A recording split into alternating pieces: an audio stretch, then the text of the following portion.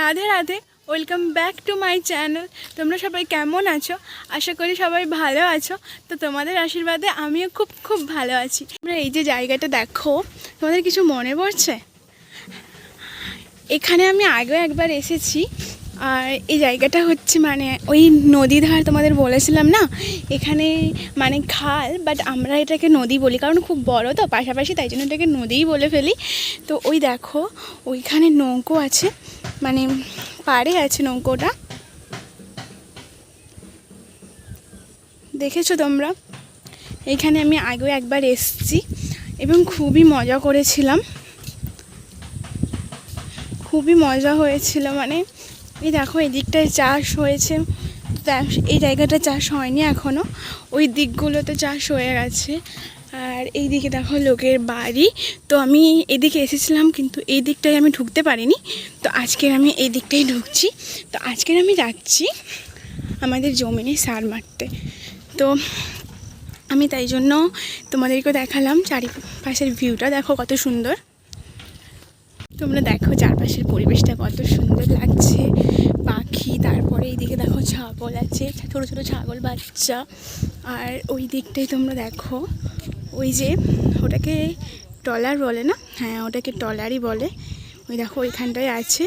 তো এটা এখন হয়তো চলবে না, জানি না, তো দাঁড়িয়ে আছে, মানে এখন চালাবে না, হয়তো সময় আছে যাওয়ার। তো এই যে খাল আছে, এই খালে এরা অনেক দূরে চলে যায়, যাওয়ার পরে মাছ ধরে আনে।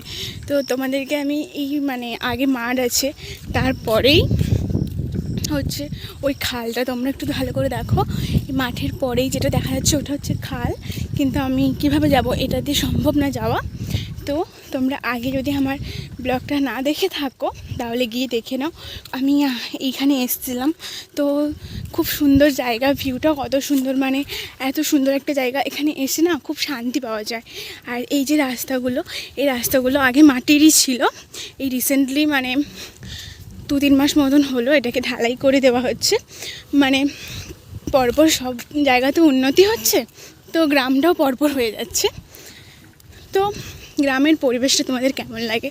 এই দেখো চারিপাশে শান্ত হাওয়া, মানে আবহাওয়াটা এত সুন্দর, মানে কি বলবো তোমাদের।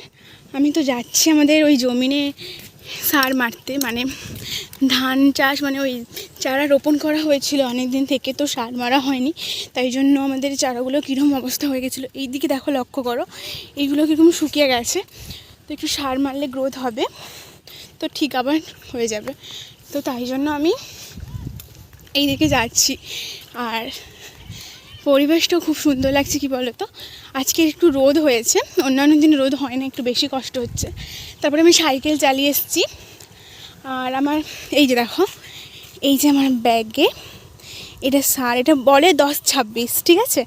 আর এই সারটা হচ্ছে আমার দিদান গেছে, আর আমি সাইকেলে করে গেছি। আমার দিদান তো মানে শরীর খারাপ, তাই জন্য আমার দিদান আগে চলে গেছে হেঁটে হেঁটে, আর এত ভারী ব্যাগটা নিয়ে যেতে পারবে না, যার জন্য আমি নিয়ে যাই। পরিবেশটা মানে আমাদের দুটোই জমিন, বাড়িতে বাড়ির পাশে একটা, আর একটা বাড়ি থেকে অনেকটাই দূরে, তো যার জন্য তোমরা বুঝতে পারছো সাইকেলে এসেছি, মানে আমি অনেকটাই এসেছি। তো এই যে দেখো এত দূরে জমির, মানে আমার দিদানের প্রচণ্ড কষ্ট হয়। আর এখন না ভাটা আছে মনে হয়, জোয়ার নেই, ভাটা ঘুরে গেছে, যার জন্য না জ্বর নেই, নইলে তো ওপরে দিকে উঠে যেত। ওই দেখো তোমরা খেয়াল করো যে বুঝতে পারবে, তেমন একটা নেই, জোয়ার নেই। এতটা চলে এলাম, এতটা ছিল ঢালাই রাস্তা, এবারে হচ্ছে কাদা রাস্তা, মানে খুব কষ্ট হবে। সাইকেল নিয়ে এসেছি, আর ব্যাগটা প্রচণ্ড ভারী নিয়ে যেতে হবে, অনেকটা যেতে হচ্ছে, মানে অনেকটাই বাকি আছে, যার জন্য একটু বেশি কষ্টই হবে। তো চলো তোমরা রাস্তাটা দেখো এবং চারপাশের পরিবেশটা তোমাদের কেমন লাগলো প্লিজ জানিও। আর গ্রামের পরিবেশ তোমাদের সত্যি কেমন লাগে সত্যি বলো আমাকে, কারণ আমি বুঝতে পারবো, যেহেতু আমি গ্রামে থাকি, আমার তো খুব খুব ভালো লাগে। তো তোমাদের কেমন লাগে গ্রামের পরিবেশটা? এই যে দেখো এইখানেই ঢালাই রাস্তার শেষ হয়ে গেছে, এবার থেকেই শুরু হয়ে যাচ্ছে মাটির রাস্তা, মানে এখন একটু রোদের জন্য শুকনো হয়ে গেছে। আর এই সাইডে দেখো, তোমাদের আমি বলেছিলাম না, এই সাইডে তোমরা এখন ভালো করে দেখতে পাবে ওই যে আমাদের খাল, মানে এখন জোয়ার নেই, তো তাই জন্য তোমরা স্পষ্ট বুঝতে পারবে। দেখো এখন ভাটা, তাই জন্য কতটা সুন্দর লাগছে। আর এই দিকে দেখো কাদা রাস্তা, মানে আমাকে সাইকেল নিয়ে যেতে হচ্ছে, খুবই কষ্টদায়ক। আমি একাই যাচ্ছি, দিদান থাকলে একটু ভালো হয়। ওই যে দেখো ওইখানটায় আমাকে যেতে হবে, মানে এই রাস্তাটা ঘুরতে গেলে অনেকটাই সময় লাগবে। তো ওইখানটায় আমাদের জমিন। তো এই যে দেখো আমার সাইকেল পড়ে গেছে, আমি বুঝতে পারিনি, সাইকেলটা আমি দাঁড় করিয়ে দিয়ে চলে এসেছিলাম। আর এই যে দেখো পুরো সারগুলোও পড়ে গেছে, আমি জানি না দিদান কি বলবে। তো আমি এখন এগুলো তুলি। এই যে তোমরা এবারে দেখো কীরম লাগছে দেখতে, খুব সুন্দর লাগছে না? চারিদিকে দেখো, মানে এবার মনে হচ্ছে জোয়ার আসছে আমার যেটা মনে হয়, তো আমি জানি না। তো মোটামুটি এতটা জলের স্পিড বেড়ে গেছে, তো মনে হচ্ছে তো আসতে চলেছে। আর এই যে দেখো আমার দিদান সার মারবে। এগুলো কি কি সার আছে? 10-26 আর ইউরিয়া। কি সার? 10-26 আর ইউরিয়া মিক্সি করে মারবো। আর এই দিকে দেখো এই জমিনটা হচ্ছে আমাদের বাড়ি, মানে আমাদের বাড়িতে দুটোই জমিন। তো এই যে একটা আমার বাড়ির পাশে একটা জমিন। তো কি অবস্থা হয়েছে দেখো, জলও নেই, তো তার জন্য মারতে হবে সার। আর পুরো শুকিয়ে গেছে গাছগুলো, জলও নেই, তাই জন্য সার না মারলে আরও অবস্থা খারাপ হয়ে যাবে। এই যে দেখো আমার দিদান যাচ্ছে সার মারতে, এটা হচ্ছে আমাদের বাড়ির জমিন। তো আর এই দিকেরটা কত ভালো আছে, কিন্তু আমাদের এইটা দেখো কীভাবে শুকিয়ে গেছে, মানে অবস্থা খুবই খারাপ হয়ে যাচ্ছে।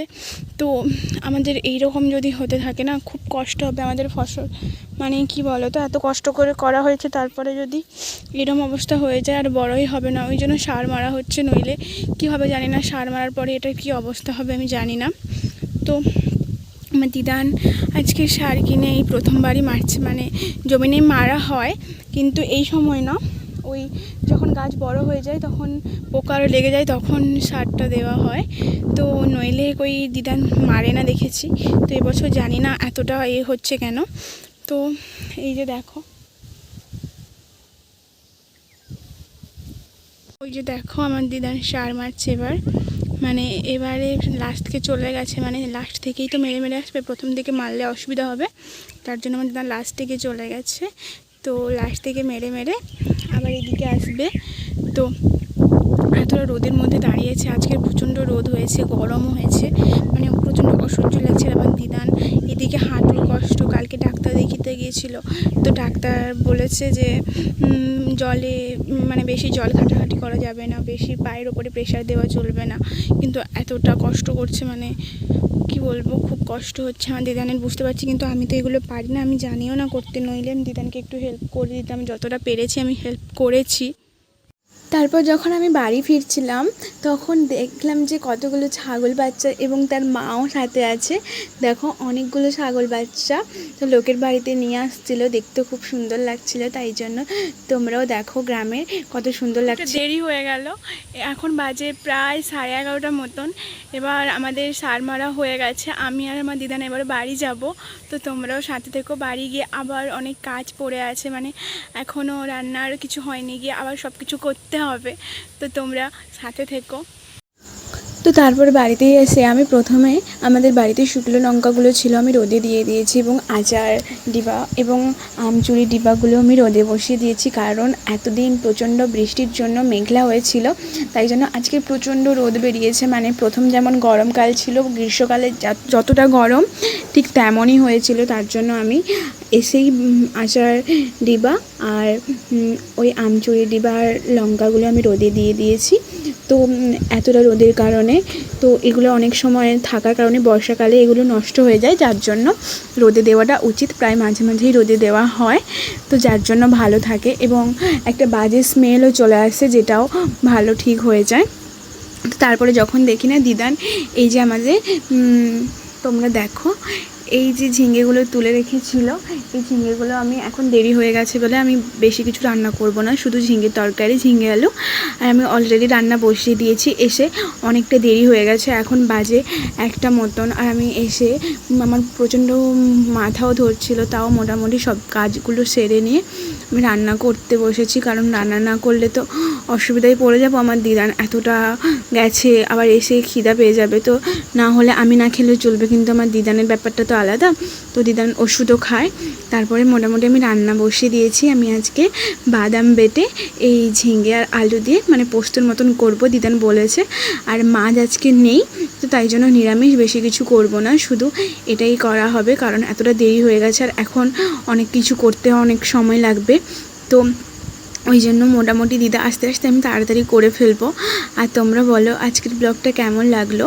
যদি তোমরা ফেসবুক থেকে দেখছো তাহলে প্লিজ চ্যানেলটা ফলো করে দিয়ে একটা লাইক করে দিও, আর যদি ইউটিউব থেকে দেখছো তাহলে সাবস্ক্রাইব করে দিও। কেমন লাগলো প্লিজ জানিও, আর তোমরা সবাই আমাকে একটু সাপোর্ট করো। আজ এই পর্যন্ত, দেখা হচ্ছে পরের ব্লগে।